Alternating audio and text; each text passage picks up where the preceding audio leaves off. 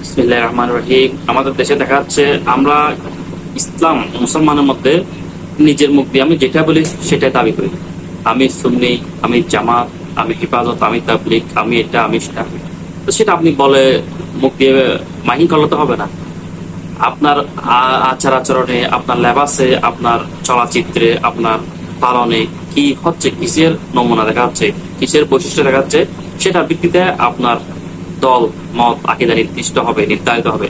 আপনি মুখে বলবেন আমি আশিকের রাসূল, আপনি মুখে বলবেন আমি ওঠা, কিন্তু আপনি কাজ কারবার করবেন ইহুদি খ্রিস্টানদের মতো, তাহলে তো হবে না। আপনার কাজে কারবারে আচরণে লেবাসে যদি সুন্নত মোতাবেক হয়, তাহলে আপনি আমার নবীর আশিক, আপনি আমার নবীর সেরা উম্মত, আপনি আহলে সুন্নত ওয়াল জামাত কিংবা যেটাই বলেন না হকপন্থী, সেটাই আপনি বলবেন মুখে আমি সুন্নতের অনুসারী, কিন্তু সুন্নতের কোনো কিছু আপনার মধ্যে নাই।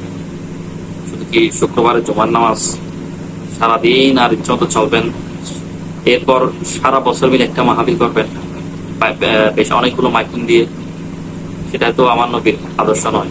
আমার নবীর আদর্শ এটা এমন একটা আদর্শ, আমার নবী এমন একটা জীবন ব্যবস্থা দিয়েছেন, সেটা জন্ম থেকে মৃত্যু পর্যন্ত সামগ্রিকভাবে একটা সাজানো গোছানো ধর্ম আমাদের দিয়েছেন। সেভাবে চলতে হবে, পুরোপুরি চলতে না পারেন তার বৈশিষ্ট্য থাকতে হবে। কিন্তু ইহুদি খ্রিস্টানদের অনুসরণ করে আপনি কিভাবে আশিকের রাসূল?